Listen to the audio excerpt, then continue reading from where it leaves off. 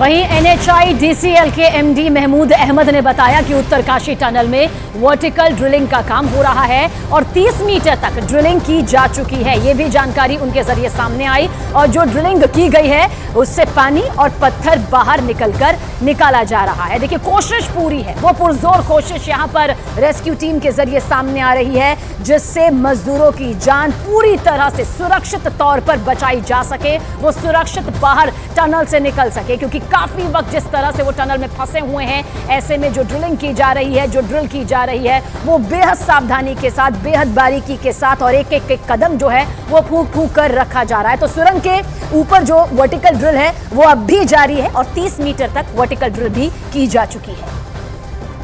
हमारा जो ऑप्शन 1 है, ये ऑप्शन ए है पहले से, वो काम पे हम लगातार आगे बढ़ रहे हैं। जो ऑगर मशीन फंसा था वो हमने निकाला है। अब इसके आगे की जो भी और स्टेप्स हैं वो हम लेने वाले हैं। इसके अलावा जो SJVNL का वर्टिकल ड्रिलिंग चल रहा था काम, वो चल रहा है। आपको मैं बता दूं कि 30 मीटर ड्रिलिंग हो चुका है। हमें शायद टोटल 86 मीटर की ड्रिलिंग करनी है और वो काम अच्छे से चल रहा है।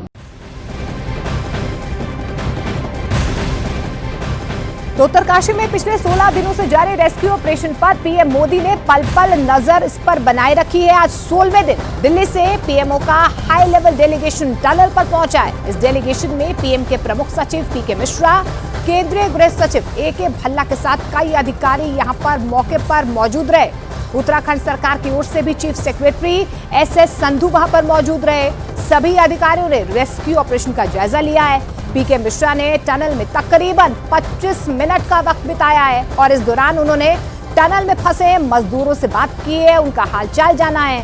उन्होंने सभी मजदूरों को सुरक्षित बाहर निकालने का भरोसा जताया। हेलो, मैं PK मिश्रा बोल रहा हूँ। आप कौन बोल रहे हैं? नमस्कार,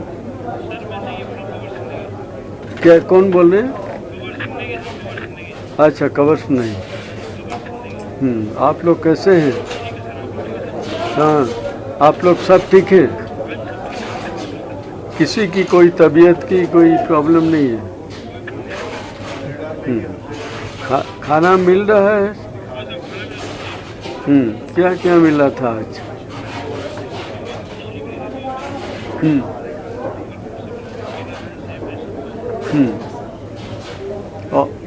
और कुछ राइस ये सब मिलता था?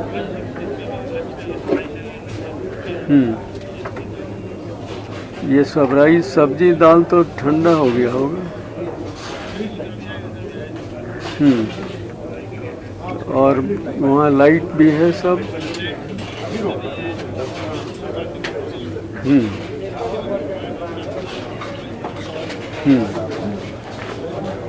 और अभी आज तो हम आए हैं, मैं आया हूँ प्राइम मिनिस्टर ऑफिस से, होम सेक्रेटरी साहब भी आए हैं। सब लोग काफ़ी मेहनत कर रहे हैं। जितने जल्दी आप लोगों को निकाला जा सकता है कोशिश सब कर रहे हैं। तो बहुत जल्दी तो हो जाएगा, तो सक्सेसफुल लगता है। तो आप लोग थोड़ा पेशेंस रखिए।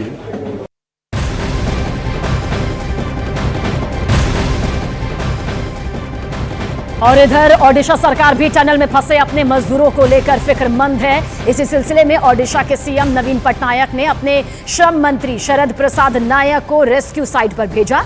उन्होंने टनल के अंदर जाकर रेस्क्यू ऑपरेशन का पूरी तरह से जायजा लिया, बेहद बारीकी के साथ देखा कि किस तरह से ये पूरा रेस्क्यू ऑपरेशन चल रहा है, क्या मजदूरों की स्थिति है, और ओडिशा के मजदूरों से फोन पर बात भी उन्होंने की। नवीन पटनायक जी एक डिफरेंट नेचर के मंत्री हैं, मुख्यमंत्री हैं। वो हमेशा बोलते हैं कि हर जीवन मेरे लिए मूल्यवान है। तो इसी सिलसिले में ही are given the direction just to visit, खुद जाके पहुंच के देखने के लिए। और मैं इसी आधार पर धन्यवाद दूंगा उत्तराखंड सरकार का, जिस तरह से काम हो रहा है। VK सिंह सेंट्रल मिनिस्टर यहाँ बैठ के 3 दिन से सारी चीज़ को मॉनिटरिंग कर रहे हैं।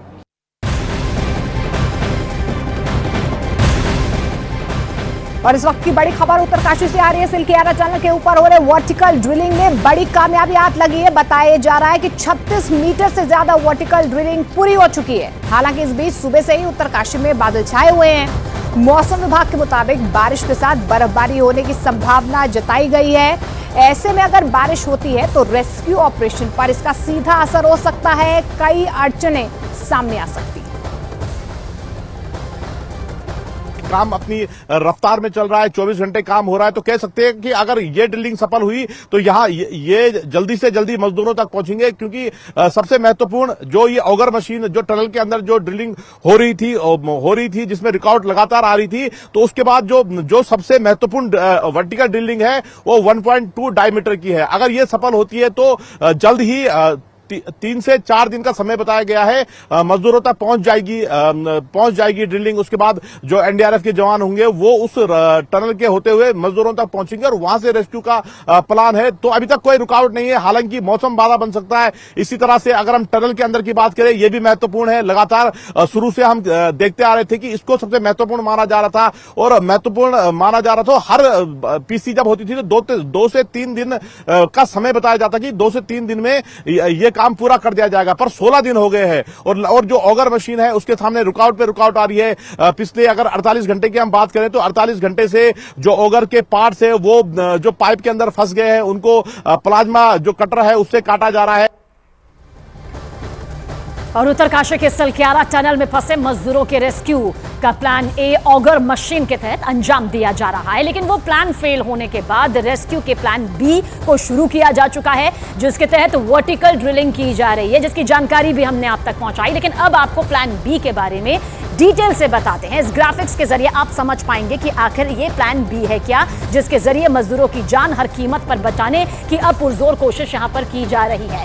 देखिए, ये पूरा प्लान बी आपको यहां पर समझना होगा। दरअसल प्लान बी के तहत टनल में जो वर्टिकल ड्रिलिंग की जा रही है, जिसके बारे में जानकारी भी हम पहुंचा रहे हैं, उसके तहत मजदूरों को बचाने के लिए सुरंग के ये ऊपरी हिस्से को आप देखिए, सुरंग के ऊपरी हिस्से में ड्रिलिंग की जा रही है। बेहद सावधानी के साथ ये ड्रिलिंग की जा रही है। वहीं प्लान बी जो आपको नजर आ रहा है, देखिए पहली ड्रिलिंग 84 मीटर यहां पर तय की गई है। वर्टिकल ड्रिलिंग के जरिए 2 छेद करने की तैयारी की गई है, यानी कि 2 छेद किए जाएंगे ताकि धीरे धीरे पहुंचा जा सके मजदूरों तक। पहली वर्टिकल ड्रिलिंग को समझिए, दरअसल ये 84 मीटर की होगी, जबकि दूसरी ड्रिलिंग यानी कि 320 मीटर की यहां पर होगी। पहली ड्रिलिंग 84 मीटर की और जो दूसरा छेद जिसकी ड्रिलिंग का जिक्र किया जा रहा है ये 320 मीटर की होगी। वर्टिकल ड्रिलिंग को ऐसे समझिए जैसे हैंडपंप के जरिए आप हैंडपंप के लिए बोरिंग करते हैं, वैसे ही ये बोरिंग की जाएगी और इसमें 15 से 20 दिन का वक्त भी लग सकता है। यानी इतना आसान नहीं है मजदूरों तक पहुंचना, लेकिन इस मुश्किल भरे चुनौती भरे सफर को आसान बनाने की पूरी कोशिश रेस्क्यू ऑपरेशन के जरिए देवदूत कर रहे हैं।